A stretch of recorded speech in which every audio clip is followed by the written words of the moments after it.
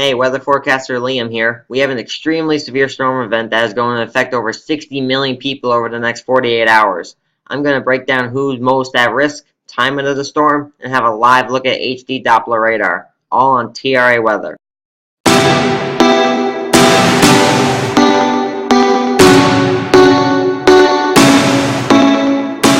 Okay, here's a look at the radar right now. We are in the southwestern radar site, KFDR, and we have currently 4 tornado warnings, 5 severe thunderstorm warnings, and 5 flash flood warnings. Let's take a look at these 3 tornado warnings rather close to each other. Here's the one in southwestern Oklahoma, showing hail of almost 2.5 inches in the sky. Let's see if we can see any rotation with the storm with relative storm velocity. Yeah. Right there, we can see. You know what, actually, let's go to 2 panels so we're able to see this a little better. I'll put up the center there, the pink box in the middle, and we can see the tornado is most likely right there. We have winds going negative 10 miles an hour, which is away from the radar site, and just a little bit to the northeast, 40 miles an hour. So we have a rotation within this area where the pink box is. Let's see if we can see any debris on this side. What we're looking for is colors that stand out. Little bit there, possibly. It's showing 90%. That's not very much. Might be some debris with this, but not too much.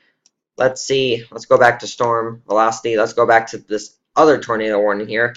We just got an update showing some pretty decent winds of negative 45 miles an hour.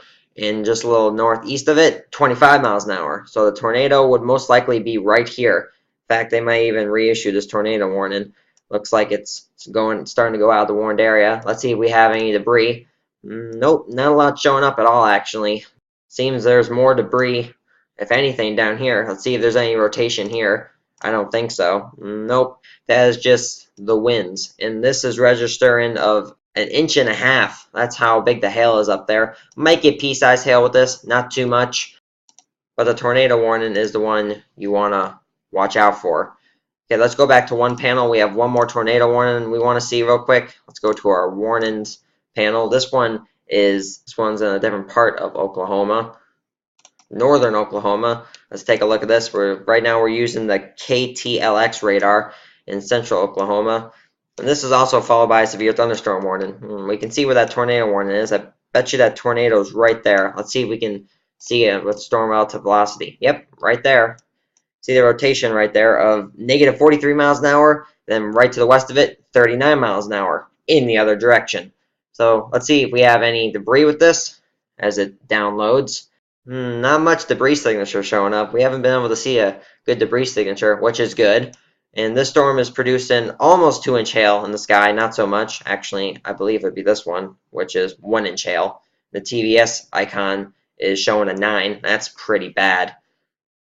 Let's go back to the radar. So, yeah, this tornado is probably right in here. It's going to reach to Covington. It's going to reach Covington in about 17 minutes and going to go slightly east of Douglas in 12 minutes. Okay, let's take a look at the Storm Prediction Center. Okay, here's a look at the Storm Prediction Center.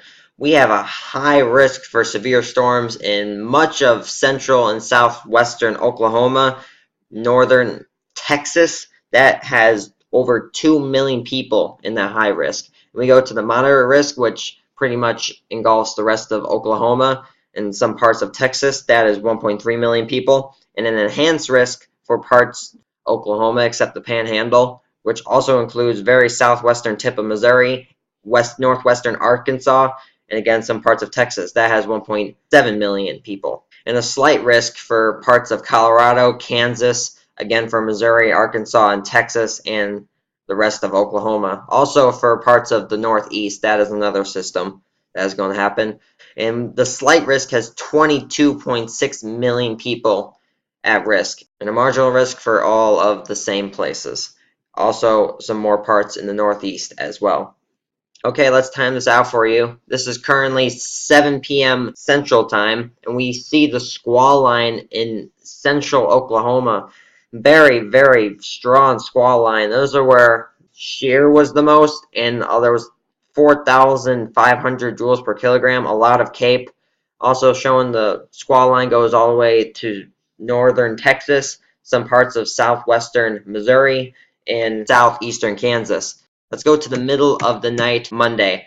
The squall line makes its way towards Missouri. Northern central Missouri gets some pretty decent rain, but southern Missouri gets the worst of it. And Oklahoma is still dealing with those thunderstorms. You are going to be dealing with this all night and into tomorrow afternoon. The same for northern Texas. Let's go to Tuesday morning. The first squall line, I should say, makes its way out to southern Illinois and southeastern Missouri. A second line develops and again hits central Oklahoma. You guys are just going to get pounded. And it's showing the line goes all the way through Texas, and not showing it as powerful as the first line, nor as powerful as it is in central Oklahoma. Let's go to Tuesday afternoon time. First squall line has about diminished, but the second squall line starts to get going. The low pressure system starts to get better organized. Lots of rain, some severe for Kansas.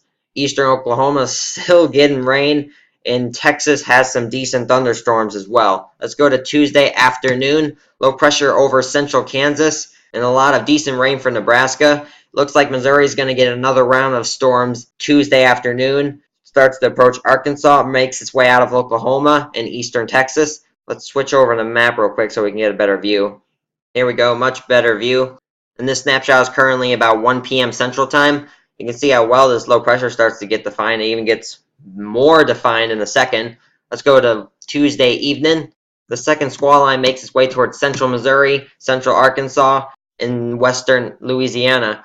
And you see some decent snow on this event too on the western side. See if we can get a better look at that in a second. And this gets really well defined. Look at that curvature there. A very well organized system. 987 millibars. This model is showing, which is the NAM 3KM model. And it looks to be the worst of the storms will be across central Arkansas and the entire state of Missouri. I'm not sure if the southeastern part will get any. Let's go forward again to Tuesday night. And the squall line makes its way towards Illinois. The more south you go in Illinois, the worse the storms will get. And yes, it does stay together for southeastern Missouri all the way towards Arkansas. Sort of diminishes when you get to Louisiana, and not much left of it in Texas. And anywhere north of Illinois, it should just be some decent rain. Let's go to the middle of the night Tuesday and early Wednesday morning. Low pressure systems at 992 millibars. A lot of rain, still some snow, and it seems that this squall line, as we go a little further, has about diminished. Just a little bit left of it in western Tennessee, some parts of northwestern Mississippi, Arkansas, and Indiana. And we go to Wednesday morning, and it has almost but all diminished. Let's take a look at that snow real quick. Okay, this is Tuesday afternoon, right around dinner time, and we can see some pretty decent snow in northeastern Colorado, western Nebraska, and eastern Wyoming. Let's go to Tuesday night, right around midnight. We're showing, again, some pretty decent snow for Wyoming, western South Dakota, and still some snow for western Nebraska. And we go one more time, and this system just lingers over across the exact same areas, Wyoming, western South Dakota, and Nebraska, and eventually dies off. But again, still snow in there. We'll have to keep an eye on the second low pressure system that develops. Okay, here's about the storm. We have a very high threat for tornadoes. We have high CAPE, wind shear, instability, and moisture.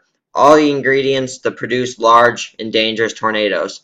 We also have all the ingredients for large hail as well, which is also very high. And we have a high wind threat and a high lightning threat as well. And this will be in effect through Monday night through Tuesday night for parts of Texas, Oklahoma, Kansas, Iowa, Missouri, Arkansas, Louisiana, Mississippi, Colorado, and Illinois. If I hear any additional information or news on the storm, I will keep you posted on my Twitter account at T.R.A. Weather, and I will also keep you posted on the severe thunderstorm watches and tornado watches with T.R.A. radio videos. If you like my video, please leave a like, and if you like staying up to date with all the weather across the United States of America, subscribe to my channel T.R.A. Weather. Thank you.